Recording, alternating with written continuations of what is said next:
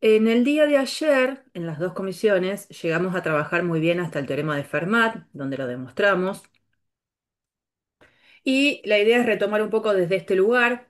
Con los chicos de la mañana habíamos empezado a trabajar el concepto, así que lo que voy a hacer es, para ustedes va a ser repasarlo, para los chicos de la tarde será para verlos por primera vez. Eh, Habíamos trabajado en principio para ponerlos en contexto con la presentación de lo que son los extremos relativos y extremos absolutos.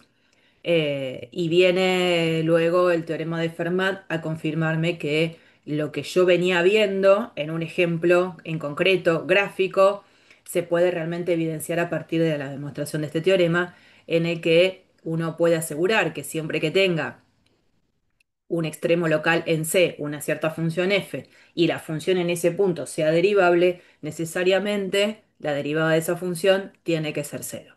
Eso lo demostramos, la idea de la demostración venía por el lado de ya sabiendo que la función es derivable en C, íbamos a mostrar que la derivada en C es mayor o igual a cero por un lado y menor o igual a cero por el otro. Por lo tanto, el único número que es mayor o igual a cero y menor o igual a cero al mismo tiempo es el cero. Y bueno, ahí se demostró.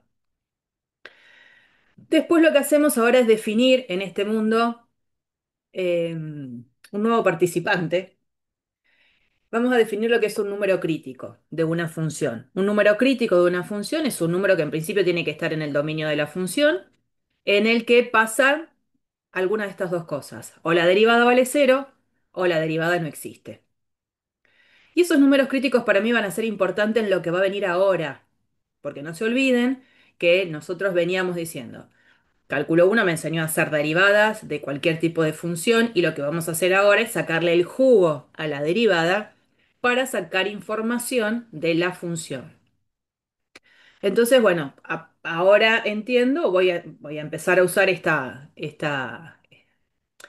definición que es la de número crítico, un número en el dominio de la función donde la derivada vale cero o no existe. Entonces, aparecen algunos ejercicios en donde la idea, esto eh, insisto que es algo para que ustedes trabajen, sobre todo para empezar a entrar en el mundo de recordatorio de derivada y de resolver ecuaciones, en donde en estos tres ejercicios se les pide encontrar los números críticos de una función. Entonces, primero voy a la definición. ¿Qué era número crítico?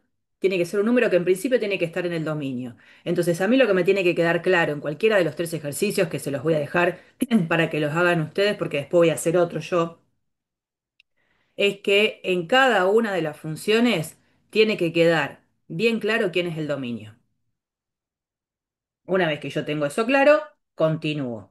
Para buscar los números críticos de cualquiera de estas funciones, me voy a plantear el cálculo de la derivada y la voy a igualar a cero y me voy a fijar en todo caso en la ley de la derivada si es posible encontrar algún numerito en el cual la derivada no pueda ser evaluada. Bueno, particularmente esta cuestión de que no exista la derivada va a aparecer en esta función. Esta función, por ejemplo, la primera, que es una función polinómica, admite derivada siempre. La derivada es un nuevo polinomio, o sea que la derivada va a existir en cualquier número real. Por lo tanto, para la búsqueda de números críticos en la primera función, de la única manera que aparezcan es porque la derivada vale cero. Hay que ver qué pasa con la derivada. En esta función, yo ya lo que estoy viendo es que hay un dominio restringido. El dominio ya no es todo R, es R menos el uno. Bueno, yo ya sé que el uno nunca va a ser candidato a ser número crítico porque ni siquiera cumple esta condición. Así que para mí el uno ya no existe. Calcularé la derivada y me fijaré en la ley de la derivada que encuentro, si veo que es una ley en la que hay otro número en el cual no se pueda calcular, o veré en qué momento la derivada vale cero. Y lo mismo con este. Este ejercicio particularmente tiene un dominio. Fíjense que esto yo como lo puedo escribir diferente.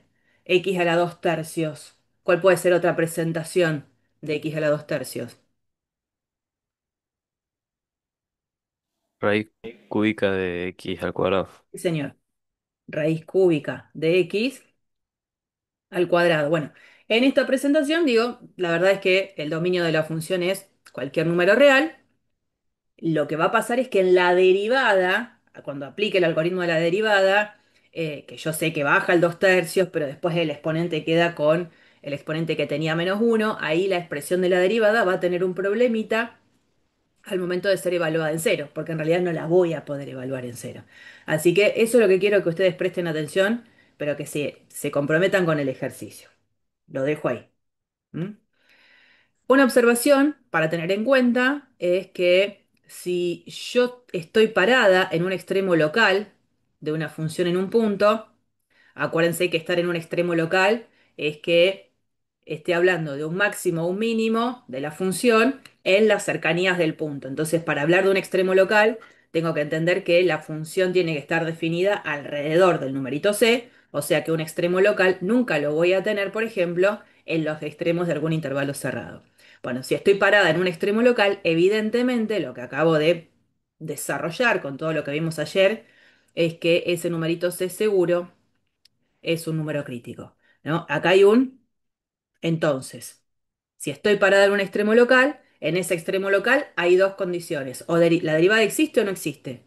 En el caso de que exista, Fermat lo que me asegura es que la derivada vale cero. O sea que cada vez que esté en un extremo local de una función, seguramente lo que va a pasar es que o la derivada vale cero en él o la derivada no existe. Es decir, estoy parada en un número crítico.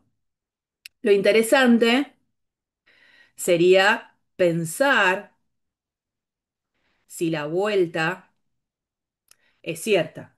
Siempre que esté parada en un número crítico, es decir, siempre que esté parada en un número en donde la derivada vale cero o la derivada no existe, en ese número voy a tener un extremo local.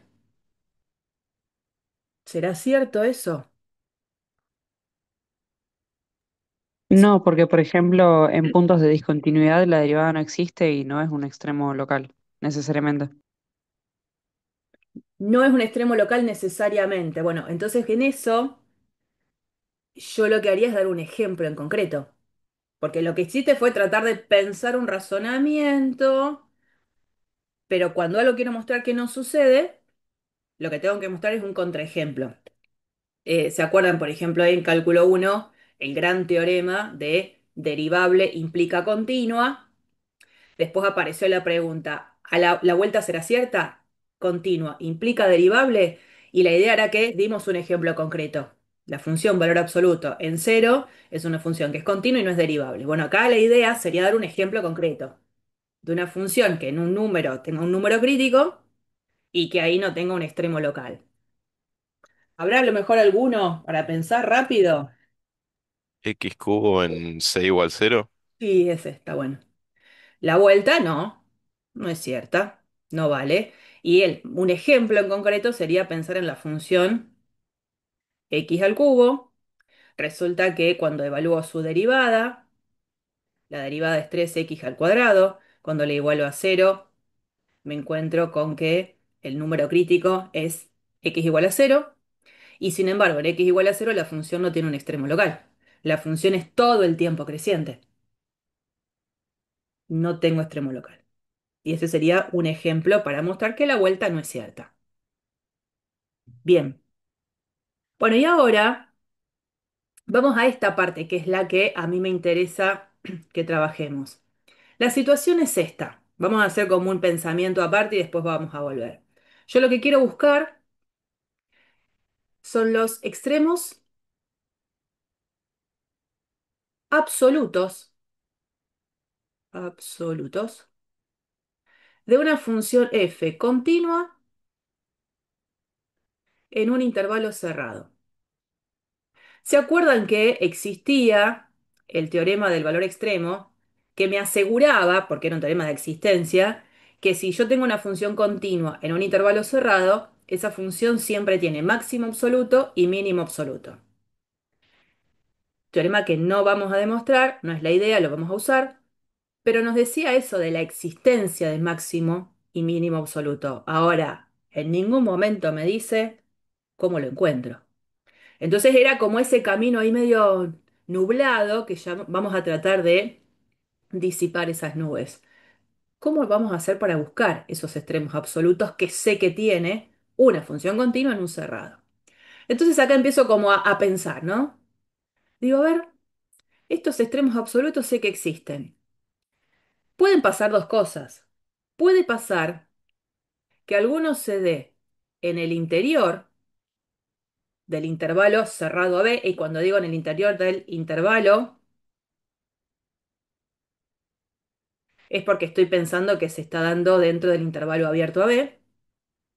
O puede pasar que se dé en los extremos del propio intervalo, en x igual a A o x igual a B. Estas flechitas es para pensar dónde se dan, ¿no? ¿Dónde se dan? En estas posibles dos situaciones. Resulta que si yo estoy parada en el interior del intervalo, buscando esos extremos absolutos, puede pasar que en esos puntos interiores del intervalo, donde se da ese extremo absoluto, puede pasar que exista f' o que no exista f' en esos puntos en los cuales se dan los extremos. Pero resulta que si estoy parada en un extremo absoluto que se da en el interior del intervalo, también es un extremo relativo. Y si es un extremo relativo en el cual la derivada existe, ¿qué me dice Fermat? Que es cero. Que Que la vale cero. derivada en él tiene que ser cero. Entonces digo, a ver, en esta búsqueda de extremos absolutos de una función continua, que insisto, sé que los tiene, resulta que caigo en estas tres desembocaduras. Cuando los busco, caigo en eso. O resulta que los extremos absolutos se dan en los extremos del intervalo, o se da en un punto donde la derivada no existe, o se da en un punto donde la derivada vale cero. Y en esa desembocadura resulta que estar dentro de este subconjunto es estar dentro de números que se llaman como. Puntos críticos. Y entonces acá es donde digo, ya entendí todo. Cuando busco los extremos absolutos, ya sea máximo o mínimo absoluto, seguro, los lugares seguro de búsqueda, en esa búsqueda alocada en todo el intervalo cerrado a B, lo que hago es reducirla a los posibles candidatos. ¿Que quiénes son los candidatos a que se den estos extremos absolutos? Sí, los dos numeritos que son los extremos del intervalo cerrado o los números críticos. Entonces, ¿para qué vamos a andar buscando entre todos los elementos del intervalo cerrado a B, que de por sí son infinitos, si podemos buscar en lugares seguros? Entonces, los candidatos a que se den estos extremos absolutos son los extremos del intervalo y los números críticos de la función. Esa es una receta que es la que vamos a utilizar para poder buscar esos extremos absolutos en cualquier función continua sobre cualquier intervalo cerrado. Entonces, entendiendo ese camino deductivo, que esa es la idea, vamos directamente a un ejercicio en concreto. Primero acá pueden encontrar la receta, esto, paso uno, paso 2, paso 3, es la receta bien escrita de aquello que estuvimos tratando de pensar. Entonces, cuando yo quiero hallar los valores máximos y mínimos absolutos de una función continua sobre un intervalo cerrado, ¿qué es lo que hago? Encuentro primero los números críticos de la función en el interior. Una vez que los obtengo, voy a encontrar cuánto vale la función en esos números críticos. Entonces, en la bolsa de los candidatos, voy a tener f evaluada en los números críticos, que sean interiores a el intervalo AB. Eso es lo primero que tengo. A lo mejor tengo 4, 5, 6 números críticos en una función. Primero me quedo con los que sean interiores al intervalo de trabajo. Cuando los encontré y me quedé con los que están adentro del intervalo de trabajo, evalúo la función en todos ellos. Esos numeritos conforman los primeros elementos en esta bolsa de candidatos. ¿Quiénes son los otros candidatos? Lo que vale la función en los extremos. O sea que ahora voy a evaluar la función en los extremos del intervalo. O sea que los otros que van a estar acá adentro van a ser f en A, f en B.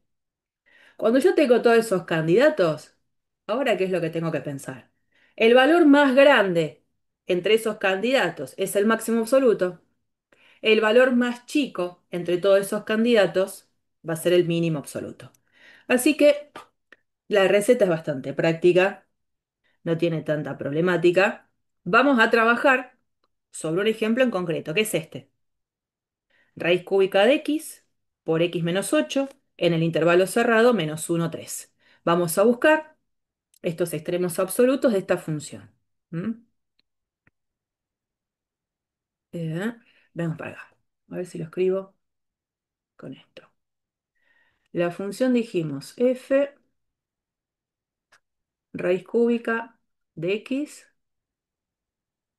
por x menos 8 y el intervalo es el menos 1, 3. Bueno, primero, el intervalo es cerrado, fantástico. La función es continua en el intervalo cerrado,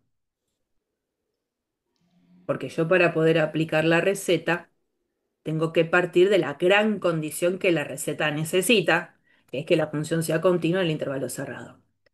Es Sí, continua. continúan reales. ¿Y cómo me podrías garantizar eso? Porque tenés, por una parte, la raíz cúbica, que es que continúan reales, multiplicada por un polinomio.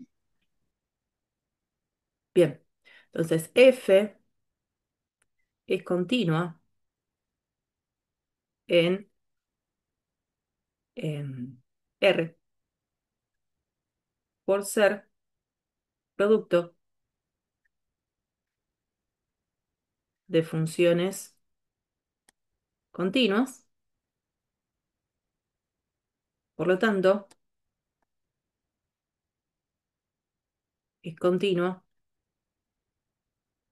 en particularmente el intervalo menos 1, 3. Bien, primera condición, que es la más importante, la tengo garantizada. Entonces ahora vamos a la búsqueda de los candidatos.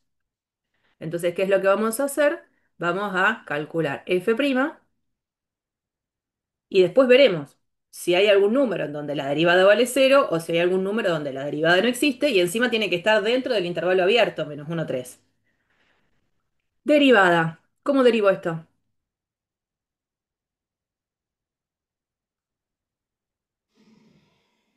Derivada del producto. Dale. Entonces, ¿cómo me conviene ver este raíz cúbica de x para derivarlo? O x a la Un 1/3. tercio. Dale. Entonces, bájale un tercio. ¿Por x a la cuánto? A la menos 2/3. Sí, señor. Por x menos 8 sin derivar. ¿Y después qué viene? X a la 1/3 eh, por 1. O sea, aquí a la 1/3. Bien. Perfecto, por uno. Lo pongo, no es necesario, pero que se entienda que derivamos x menos 8 y nos quedó uno. Bueno, así como está, ver dónde la derivada vale cero va a estar como medio complicado.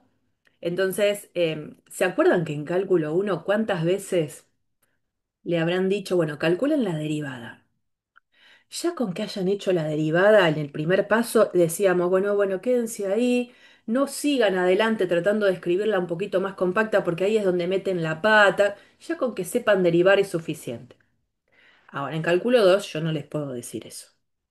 No es suficiente con haber hecho el primer paso de la derivada cuando yo busco los números críticos. Yo ahora de la derivada lo que voy a necesitar ver es alguna expresión compacta, factorizada, porque en esa versión factorizada es donde puedo igualarlo a cero y puedo despejar y encontrar esos valores de x que verifiquen esa ecuación. Así que acá te voy a tener que ponerle empeño a factorizarlo. ¿Qué hago?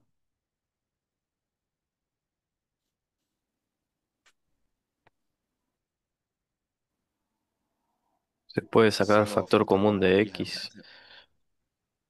Cuando yo saco factor común x, Eh, en general uno lo que hace es sacarlo, porque es fácil sacar factor común de algo así.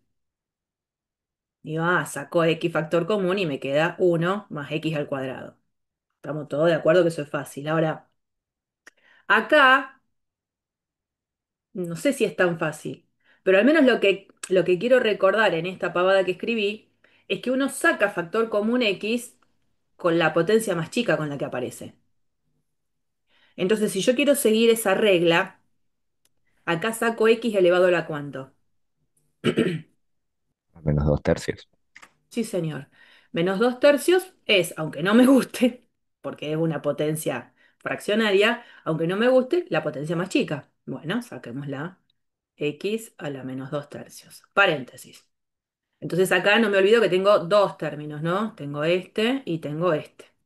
Entonces cuando lo saco del primer término me queda un tercio por x menos 8 más ¿qué? Porque ahora tengo que sacar x a la menos 2 tercios de acá. A -1 tercio. ¿Seguro? No. Mira, yo lo puedo pensar así. Puedo X. como escribirlo un poquito diferente, el x a la un tercio. Puedo escribirlo a propósito de esta manera. X a la un tercio por x a la menos 2 tercios por x a la 2 tercios. ¿No? Disfrazo el x a la un tercio multiplicándolo por un uno y ese uno a propósito lo disfrazo usando en ese disfraz la expresión x a la menos 2 tercios, que es la que yo quiero sacar factor común.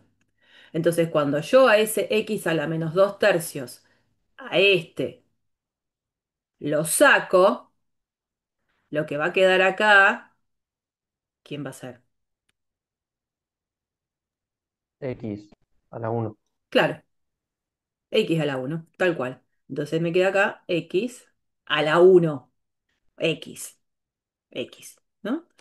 Sigo, f' en x es x a la menos 2 tercios por, y acá puedo sacar 3 como un denominador, entonces me queda x menos 8 más 3x, o sea, f' de x es igual a x a la menos 2 tercios sobre 3 por 4x menos 8, y si sigo uno más, f' de x es igual a 4 tercios, x a la menos 2 tercios por x menos 2. En esa presentación, ahora sí, creo que es la que necesito para ver dónde, si es que existen, la derivada vale cero y dónde la derivada no existe. Si yo igualo a cero la derivada, ¿no? Ahora buscamos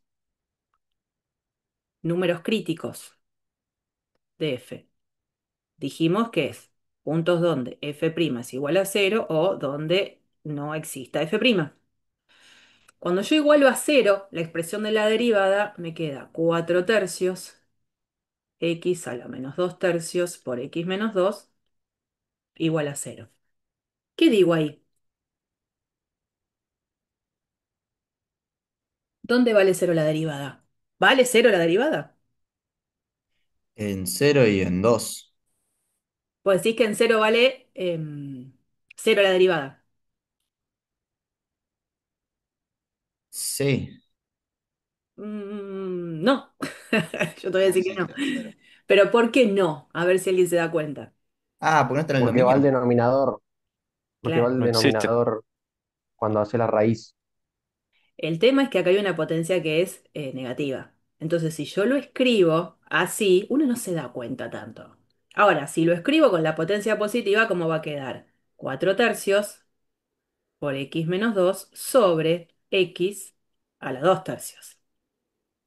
Cuando te lo escribo así, creo que ahí sí salta a la vista que la función derivada en cero no se puede calcular, porque se anularía el denominador. De todas maneras, yo acá estoy pensando en cuándo vale cero la derivada.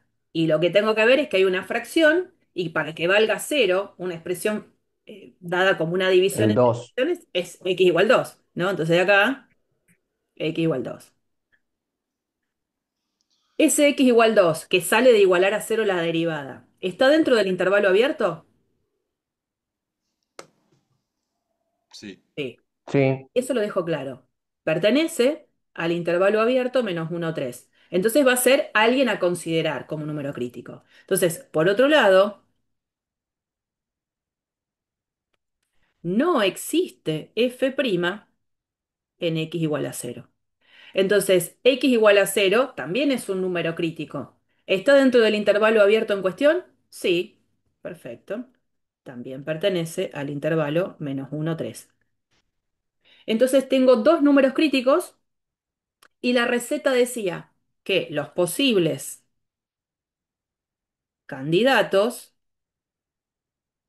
a extremos absolutos van a estar en una bolsa. Yo siempre hablo de una bolsa, es innecesario hacer esto, ¿no? Pero bueno, qué sé yo, una cuestión mía, es evaluar f en 2, evaluar f en cero, evaluar f en el extremo izquierdo del intervalo y evaluar f en el extremo derecho del intervalo. Voy a tener esos valores, f en 2, f en cero, f menos 1, f en 3. El más grande será el máximo, el más chiquito es el mínimo. Yo me voy a ayudar, en este caso con GeoGebra, como para tener idea de la función. Habíamos dicho la función es x a la, paréntesis, un tercio por x menos 8. Esa sería como la función completa. Ah, no borró los.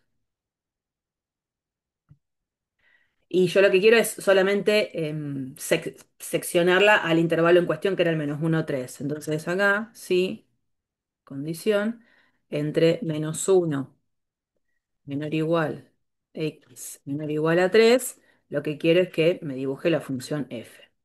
Bien, esta la dejo sin estar expuesta. Ahí tengo la función. ¿Mm? Bueno, vamos a evaluar la función f vamos de menor a mayor, f en -1. Eso es algo que después lo vamos a hacer cada uno con su calculadora, cuando esté haciendo las cuentas. Después venía f en cero, que por lo que estoy viendo ahí ya vale cero, ¿no? Esa es la parte fácil. Después f en 2 y después viene f en 3, ¿no? Entonces ahí, como no queda claro, esto era f en -1. Esto f en cero, esto f en 2, esto f en 3. Estos son los candidatos. Esta es la bolsa de los candidatos. Entonces digo, a ver, el máximo absoluto, ¿quién es? -1. 9. El máximo absoluto es 9 y en todo caso se completa con se da en x igual a -1. Y el mínimo absoluto, ¿quién es? Bueno, acá me lo está El dando con números decimales, lo podríamos dejar expresado con la expresión que sale de la propia ley de la función. Bueno, menos 720, no, menos 756 y se da en x igual a 2. Y cuando uno ve el dibujo de la gráfica de la función, realmente acá en 2 obtiene el valor más chiquitito y en el extremo izquierdo, entonces 1 menos 1, el valor más grande. ¿Mm? Y fíjense qué es lo que sucede en cero. En cero, la derivada habíamos dicho no existía. Lo que estoy viendo en la gráfica de la función es que hay una recta tangente vertical. Bueno, pero eso es una visualización de la gráfica. Yo ahora la gráfica la estoy usando, pero porque aparece la posibilidad de estar en una reunión virtual y de usar GeoGebra, y ustedes también lo pueden usar con el celular en el momento de estudiar. Pero básicamente cuando yo tengo que hacer un ejercicio, son cuentas. Y en las cuentas tengo que hacer esto. Con mi calculadora evaluar estos números. Me quedo con el más grande, me quedo con el más chico. ¿Mm? ¿Alguna pregunta de esto? Profe, yo, Diga. si vos tenés un intervalo grande donde hay muchos extremos relativos, ¿no sería difícil usar este teorema porque tendrías muchos lugares donde la derivada o no existiría o daría cero? Tendría que Cuando calcularlo vos bastante. decís mucho, ¿qué es, por ejemplo? Ponele 10 extremos relativos. Compro, ¿qué me importa? Oh, 10 comparado con los infinitos números de un intervalo, no son nada. Que parece bueno, mucho, sí, no te lo niego. Decir, hoy tengo 10 números críticos. Bueno, pero pensá que 10 no son nada comparado con la visualización de los infinitos puntos que conforman tu intervalo cerrado. No va a aparecer un ejercicio donde aparezcan 10 números críticos, ni que fuese fácil tampoco hacerlo, qué sé yo. Eh, pero y te quiero asegurar de que 10, 20, 57, 300 son pocos comparado con los infinitos en el intervalo. En general, en los ejercicios que puedes tener dos, tres, no más que eso. ¿Está bien? ah, perfecto. Sí, gracias. Quédate tranquilo. Bueno, otra pregunta. Bien. Param, pam, pam. Eh, no, lo voy a dejar ahí, abiertito. Seguimos entonces con este archivo. La propuesta que los dejo también para que estén trabajando, además de los ejercicios seleccionados del propio Steward. Por ejemplo, acá se plantea trabajar con la misma función, pero ahora en este intervalo, en el -1, 1, cerrado. La ley es la misma a la anterior, o sea que diríamos lo mismo en cuanto a que es continuo por ser producto de funciones continuas en todo R, en particular en el intervalo cerrado -1, 1. Lo que va a suceder es que yo las cuentas las voy a hacer igual, las cuentas las voy a hacer igual, por supuesto que como yo ya lo hice, lo voy a usar a mi favor. Voy a igualar la derivada a cero, y cuando iguale la derivada a cero me voy a encontrar con la misma cuestión. X igual a 2 y que x igual a cero es un número crítico porque la derivada no existe. Ahora, ¿en qué va a cambiar todo esto que hice en el caso de estar trabajando en esta situación? Cuando el intervalo ahora es el -1, 1. ¿En qué cambia todo esto que hice yo antes? Que x igual a 2 no está en el dominio. Ujú. Yo lo voy a calcular porque va a salir solo. Digo, igual a la derivada a cero, aparece x igual a 2. Y cuando aparece x igual a 2 para ese ejercicio, ¿no? Diría, no pertenece al intervalo -1, 1. Entonces no va a ser para mí un número a considerar y en la bolsa de los candidatos f en 2 no va a ser parte. Sí, me voy a quedar con x igual a cero, sí, me voy a quedar con f menos 1 y ahora este f en 3 será f en 1. Esa es la diferencia. Por eso tienen que estar siempre atentos, no solo a la ley en cuestión y en cuestiones de álgebra, de la parte algebraica, sino que dominio en el que estoy jugando. Bien. Y les dejo algunos ejercicios acá para que estén trabajando. Este ejercicio del apartado B es otra función sobre otro intervalo cerrado. Y bueno, es para que renieguen un poquito. Voy a comenzar el otro PDF. Yo les dije ayer, no, creo que a los chicos de la mañana no se los dije. Los de la tarde sí. Hay una parte que va a ser un poco intensa en teoremas, en esta parte inicial de la unidad uno. Intensa me refiero a teorema, demostración, teorema, demostración, teorema, demostración.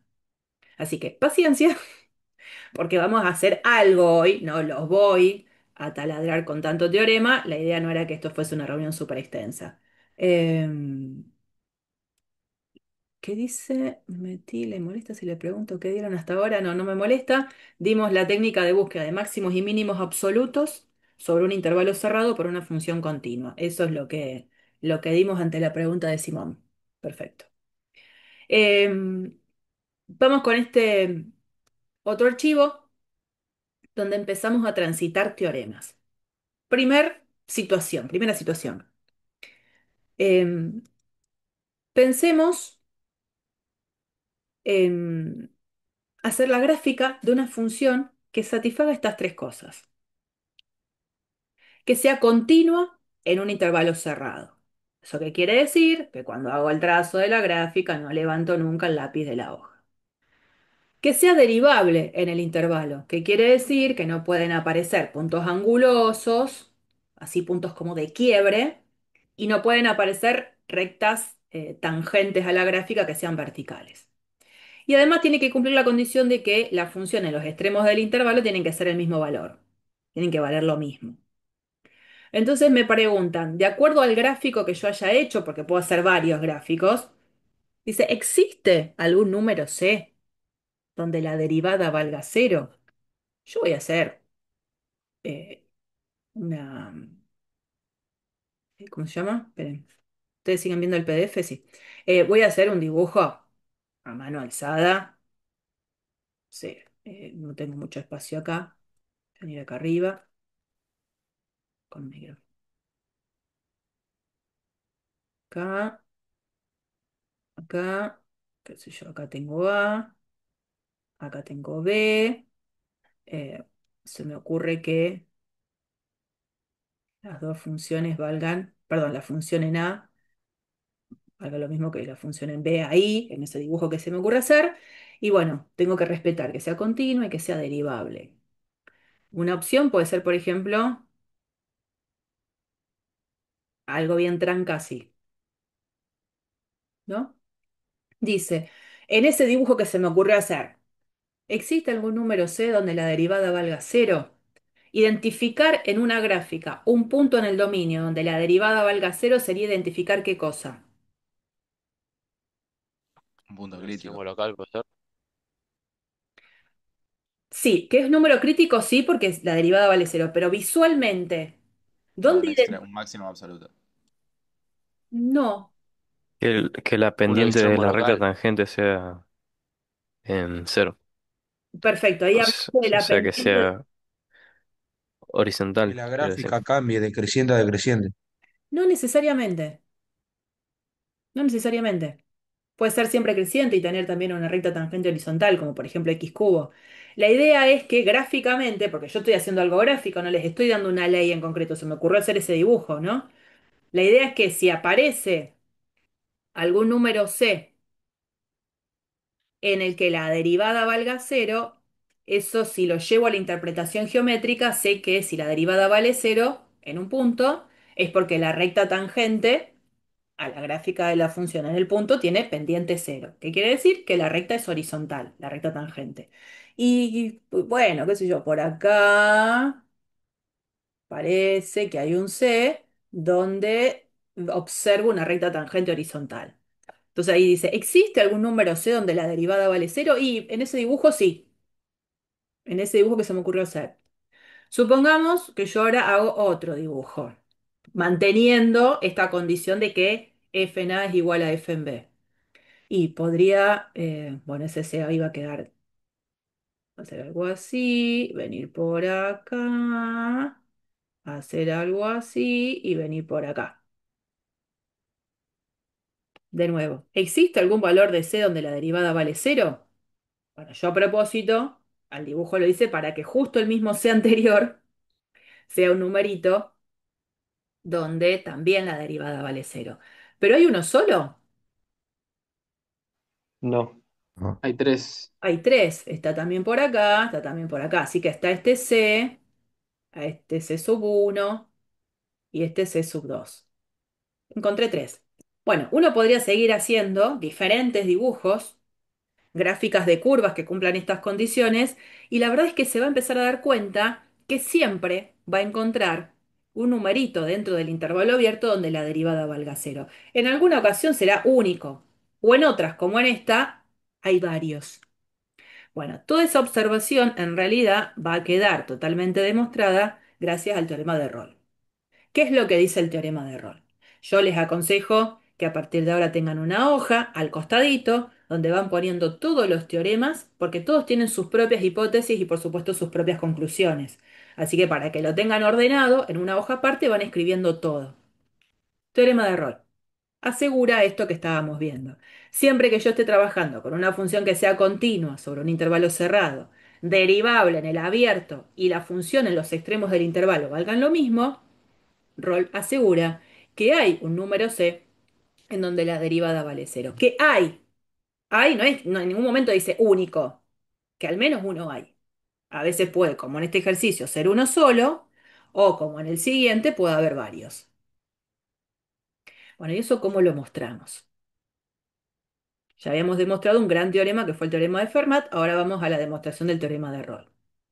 La demostración está acá. ¿Se acuerdan que la del teorema de Fermat yo no se los puse en el PDF porque la idea era que lo hagamos juntos cuando estábamos en nuestro encuentro? De todas maneras, en el Steward está, así que aquel que se perdió el encuentro o algo lo puede ver en el Steward. Esta demostración del teorema de Rolle no sé si está tan igual a la del Steward, no me acuerdo, me parece que no. Pero cuando yo les propongo algo en el PDF es porque considero que es mejor, no porque se la quiero hacer difícil. Bueno, vamos a la demostración. Tengo tres hipótesis con las que jugar. Tengo la hipótesis de que la función es continua en el intervalo cerrado. Tengo la hipótesis de que es derivable en el intervalo abierto. Y tengo la tercera hipótesis que es que que la función vale lo mismo en los extremos del intervalo. Entonces, vamos como transitando las hipótesis a medida que las necesito. Acuérdense, ¿yo qué quiero mostrar? Quiero mostrar que hay un número C en el intervalo abierto donde la derivada vale cero. Bueno, vamos de a poco. Ya esto es la demostración. Primera cosa, nosotros sabemos la primera hipótesis, que es que la función es continua en el intervalo cerrado, y hay un teorema que no lo demostramos, pero que lo estamos usando todo el tiempo, que me asegura que una función continua en un intervalo cerrado siempre alcanza valores extremos absolutos. Es decir, máximo absoluto, mínimo absoluto. Y esos valores que sé que voy a alcanzar, se pueden alcanzar en un punto que esté en el interior del intervalo B o se puede dar en los puntos finales del intervalo que serían el A o el B. Entonces nos vamos a posicionar en las dos posibles situaciones. La primera situación es esta, que alguno de esos extremos absolutos se dé en el interior. Y la vamos a trabajar en esto. Supongamos entonces que al menos uno de los extremos absolutos se alcanza en el interior del intervalo. Como en ese punto se alcanza un máximo o un mínimo absoluto y está en el interior, sabemos ahora por la hipótesis 2, que recién ahora la uso, que la derivada existe. Entonces, si yo estoy suponiendo que me paro en un extremo que se da en el interior del intervalo y la derivada existe, aparece Fermat que viene y me dice, acordate que si estás en esa situación, la derivada tiene que valer cero. O sea que gracias a Fermat, en este camino de suponer que alguno de los extremos absolutos se da en el interior, puedo mostrar que allí la derivada vale cero. Ahora vamos a la otra posibilidad, porque dijimos, se puede alcanzar en el interior o en los puntos extremos del intervalo. Si los extremos del intervalo, los dos, se dan en los puntos finales del intervalo, los dos, y sería esta parte de la demostración, hay algo raro que sucede. Si los dos valores, máximo y mínimo absoluto de la función, se alcanzan en los extremos del intervalo, ahora uso la tercera hipótesis que hasta ahora no la había usado, que es que yo sé, se ve poco ese verde, yo sé que f en A coincide con f en B. Entonces, si se dan los puntos extremos del intervalo y yo conozco que f en A es igual a f en B, entonces estoy pensando de que la función es constante. Si los dos, máximo y mínimo, se dan en los extremos del intervalo, supongo, f en A es el máximo, f en B es el mínimo, por decir algo. Pero los f en A y f en B son iguales. Entonces, de la única manera que los extremos se den en los extremos del intervalo, y siendo f en A es igual a f en B, es que la función sea una función constante. Y si la función es constante sobre todo el intervalo cerrado, obviamente la derivada de una función constante es cero y vale cero para todo número que esté dentro de ese intervalo. O sea que en cualquiera de las situaciones yo puedo concluir que siempre existe algún número C en donde la derivada vale cero. ¿Mm? Por supuesto que estos teoremas son teoremas que hay que volver a leer, sobre todo al momento de la demostración. En la práctica, yo lo que necesito es conocer el teorema. ¿Qué dice? Para la teoría, cuando ustedes vayan a estudiar la teoría, sí, a lo mejor voy a necesitar empaparme un poco más de la demostración. Así que, por supuesto, si alguno de ustedes tiene algún tipo de problemas con la lectura de la demostración, lo podemos volver a charlar. Pero no es más que esto. ¿Mm? Bien, demostrado el teorema. En esta placa, lo que intento es que quede claro que la hipótesis de la continuidad en el cerrado y la derivabilidad en el abierto son condiciones necesarias, sí o sí. Obviamente Fn igual a Fb también, pero que le prestemos atención a que se den esas hipótesis también. Porque fíjense acá, en este caso, esta función, los tres dibujos cumplen la condición de que Fn es igual a Fb. En los tres dibujos, algo falla en relación a las dos primeras hipótesis. Y cuando algo falla, o sea, no se dan las tres hipótesis del teorema de Rolle, por supuesto, no tengo por qué pensar que voy a encontrar un C donde la derivada vale cero. Y fíjense acá, ¿no? En este caso, en este dibujo, en el primero, eh, lo que se da es que la función no es continua, f no es continua en el intervalo cerrado.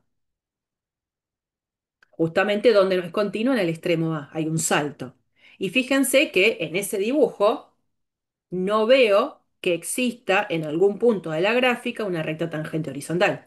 Si yo me paro acá, no sé, la recta tangente tiene ahí una inclinación, si me paro por acá, otra inclinación, si me paro por acá, no veo en ningún lado donde la recta tangente sea horizontal.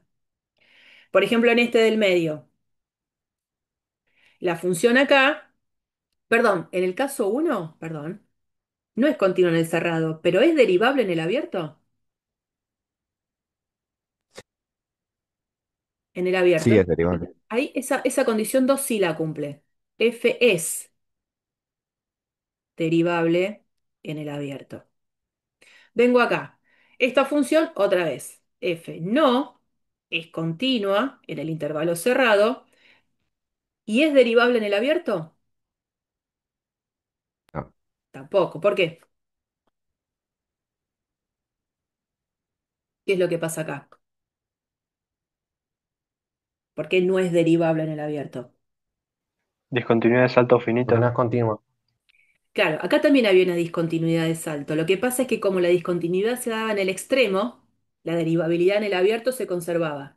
Acá, como la discontinuidad justo se da en un punto interior, f, como no es continuo, no es derivable. Entonces, no es derivable en el abierto. Y realmente, en esta situación que no se están dando las tres condiciones del teorema de Rolle, realmente no veo en ningún punto que la recta tangente vaya a ser horizontal, ¿no?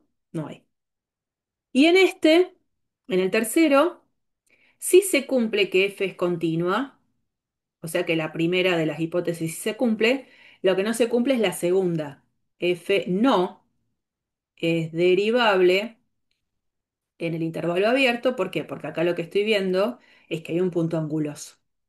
Y bueno, realmente no sucede que exista un punto donde la derivada valga cero. En ningún punto veo que yo vaya a encontrar una recta tangente que sea horizontal. ¿Mm? Es más que nada para insistir esta observación en que las tres condiciones del teorema de Rolle son las necesarias.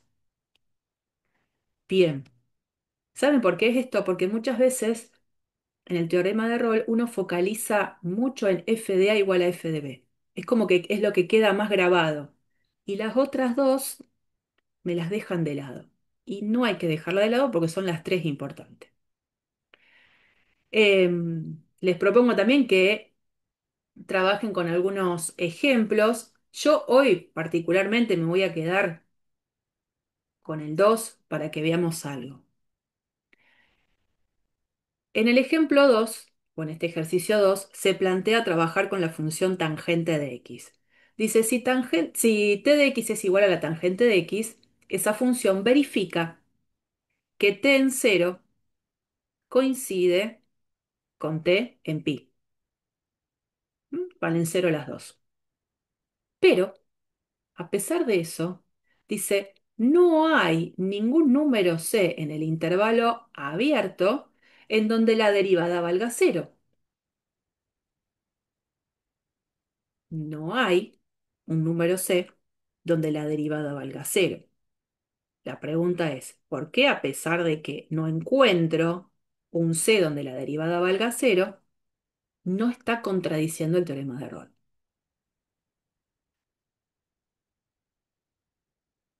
La función es la función tangente, resulta que la evalúo en cero, la evalúo en pi, valen lo mismo, y sin embargo no encuentro un número C donde la derivada valga cero. A todo esto, ¿quién es la derivada de la tangente? Secante cuadrado. Y decir secante al cuadrado es lo mismo decir 1 eh, sobre coseno al cuadrado. eso. Y sí, la derivada no vale cero nunca, porque para que valga cero tiene que ser cero el numerador es siempre uno. ¿Por qué eso, esa situación tan rara, no trae ningún problema con el teorema de Rolle? No tiene enemistad con el teorema de Rolle. Porque no es Es continuo en el cerrado. discontinuo, claro. Claro, tal cual. Uno hace la gráfica de la función tangente, ¿a dónde tiene problemas dentro del intervalo cero pi? Pi Pi sobre sobre Pi 2. sobre 2. 2. Sí, señor. Si yo hago la gráfica de la función tangente en pi sobre 2, tengo una asíntota vertical. La función no es continua, no es derivable. Así que, en ese sentido, y no hay ninguna contradicción con el teorema de Rolle, porque no cumple con las tres hipótesis del teorema de Rolle. Solo estoy focalizando en la igualdad de la función en los extremos, pero no pasa el hecho de que sea continuo y derivable. Bueno, hay varios ejercicios en la práctica del steward que por ahí tienden a trabajar con estas cuestiones para que vayan, revisen el teorema de Rolle y vuelvan a ver todas las condiciones del teorema y no se pierdan ninguna. Bien, hay algunos otros que se los dejo para que en algún momento se pongan a hacerlo. Y voy a dar el último teorema y con esto termino, quédense tranquilos. El teorema de valor medio o el teorema de Lagrange. Teorema que nos va a acompañar un montón, que tiene mucho protagonismo, se mete en muchos de los ejercicios de la práctica. Este teorema, a comparación del teorema de Rolle, tiene dos hipótesis, no tres. Tendría las dos primeras hipótesis del teorema de Rolle, la tercera no. ¿Qué es lo que dice el teorema de Lagrange o el teorema de valor medio que habitualmente lo anotamos así? Teorema de valor medio. Si yo tengo una función que satisface estas dos condiciones, es continua en el intervalo cerrado y es derivable en el intervalo abierto, con esas dos condiciones, yo voy a poder asegurar que hay un número C en el intervalo abierto donde la derivada en C coincide con este número. Es una fracción f en b menos f en a sobre b menos a. O sea que teniendo una continuidad en el cerrado, derivabilidad en el abierto, sé que encuentro un número C dentro del intervalo abierto donde la derivada en C coincide con este número, con esa fracción. Bueno, hay dos partes ahora en lo que continúa del teorema de Lagrange. Una es la demostración, que ya la vamos a ver, y otra es la interpretación geométrica de esa conclusión.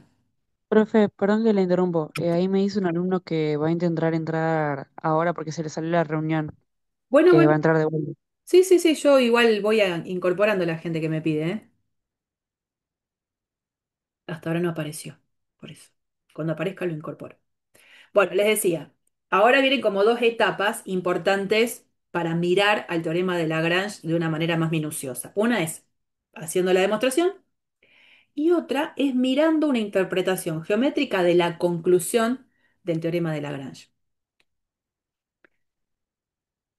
Vamos a tratar de interpretar qué significa que la derivada en C coincida con este cociente, f en b menos f en a sobre b menos a. Bueno, la idea, miremos la gráfica de la función. Está restringida a este intervalo, el AB. Tengo el puntito, acá tengo f de a, O sea que el puntito A mayúscula es el punto que tiene como coordenadas A chiquitita, F en A chiquitita. Y después tengo B, acá, F en B.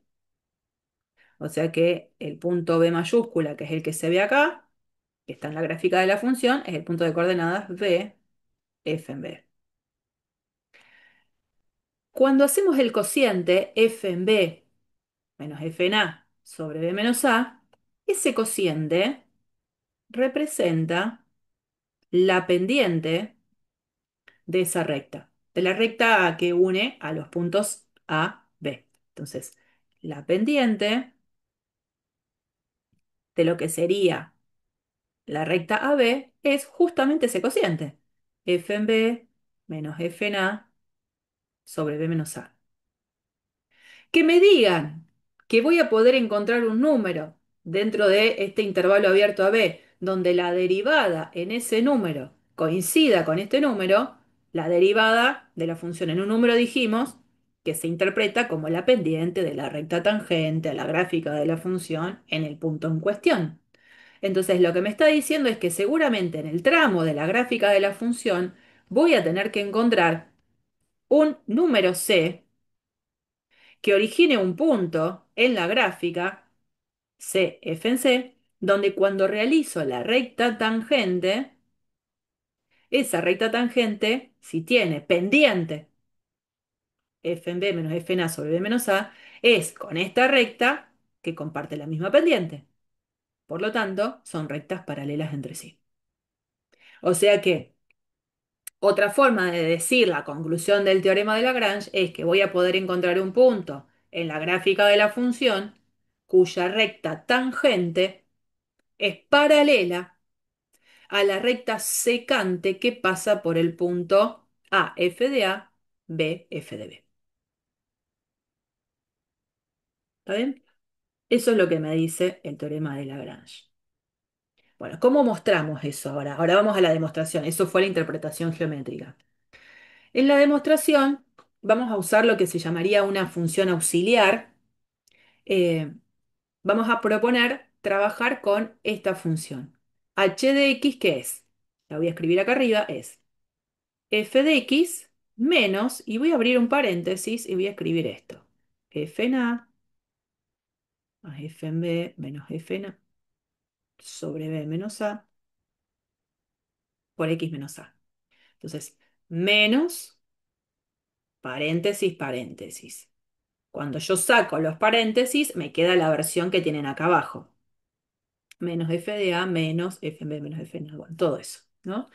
O sea que la función auxiliar, que la vamos a llamar h de x, es la resta entre la f, que no sé quién es, pero que sé que es continua y derivable, y la otra expresión, que es la que ustedes ven entre los paréntesis, todo esto de acá, se corresponde con una ley de una función que es lineal, que se corresponde con la recta que pasa por estos dos puntos, A y B.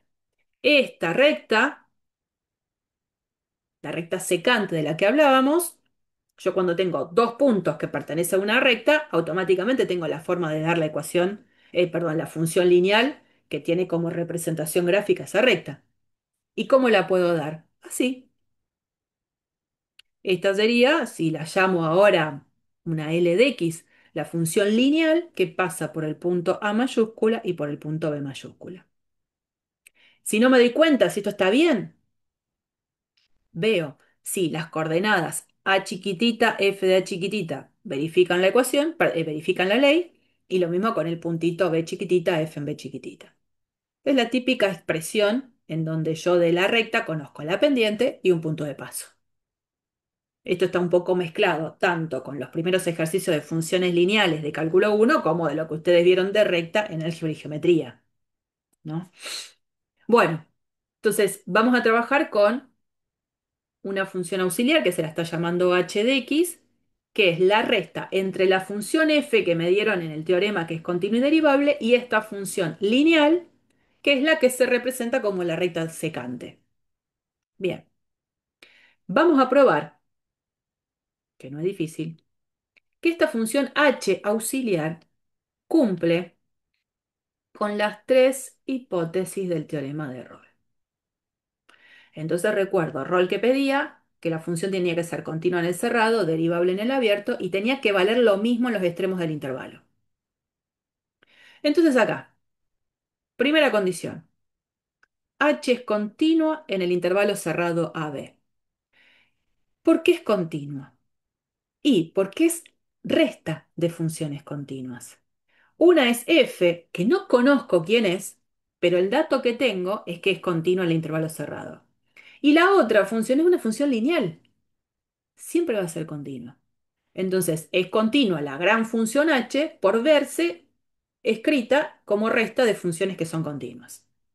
Fíjense que si bien hay mucha letrita dando vuelta, la letra que funciona como variable es la x. Cada vez que vea la chiquitita, el b chiquitita, son números concretos que conforman los extremos del intervalo. Después, ¿por qué es derivable también en el abierto? Y por lo mismo, la función f, sé por hipótesis que es derivable en el abierto. La función lineal que conformé acá es derivable por ser lineal. Resta de funciones derivables me devuelve una función derivable. Así que la hipótesis 1 y la hipótesis 2 del teorema de Rolle, esta función h la cumple.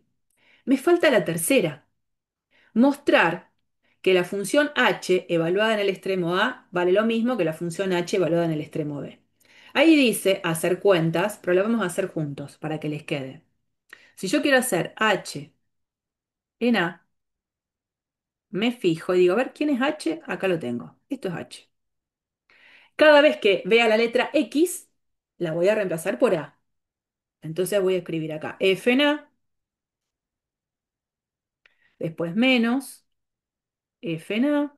Ahí no estoy reemplazando nada, porque acá dice de por sí que es f en A. Sigo, menos f en B, menos f en A, sobre B menos A, paréntesis, y acá sí aparece la x. A la x la voy a reemplazar por A menos A.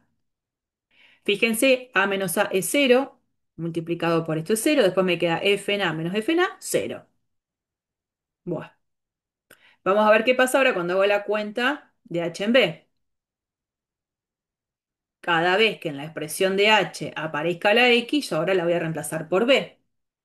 O sea, acá f de x voy a escribir f en b menos, ahora copio tal cual, menos f en a menos f en b menos f en a sobre b menos a. Y acá aparece paréntesis y donde dice acá la x voy a poner b menos a. Cuando miro eso, digo, a ver, b menos a con b menos a se va. Y después acá la cuenta, ¿cómo queda? Y f en b menos f en a. Y después es el opuesto de lo que queda en esta resta, o sea, es menos f en b más f en a.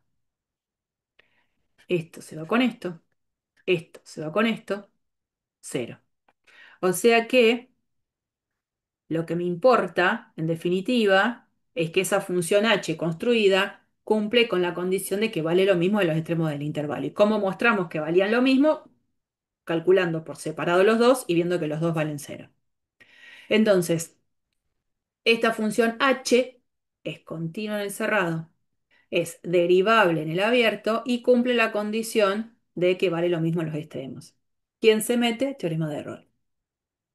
Por teorema de Rolle se puede asegurar ahora que existe un numerito c dentro del intervalo abierto donde la derivada de esa función h en c vale cero. Entonces, antes de calcular h' en c, primero tengo que saber quién es h'. Entonces, primero calculemos h'. Bueno, h es una resta de funciones. Entonces, lo que voy a hacer acá es sacar un poco de todo esto. Cuando quiero calcular h', es calcular la derivada de todo esto.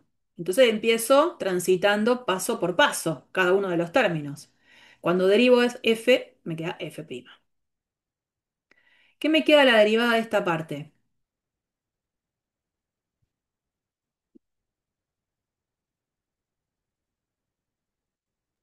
Cero. Cero. Bien, bien, porque f en a es un número, entonces cuando lo derive da cero. Sigo con esta parte.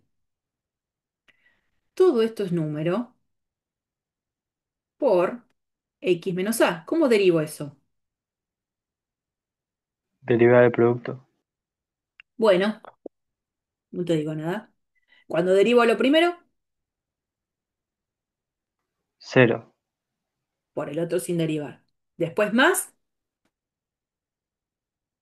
X menos A que te va a dar uno, este, por FB menos FA sobre B menos A. sí señor. Entonces lo que queda es este menos heredado que venía acá, f en b menos f en a sobre b menos a por uno, que sería la derivada de esto. ¿No?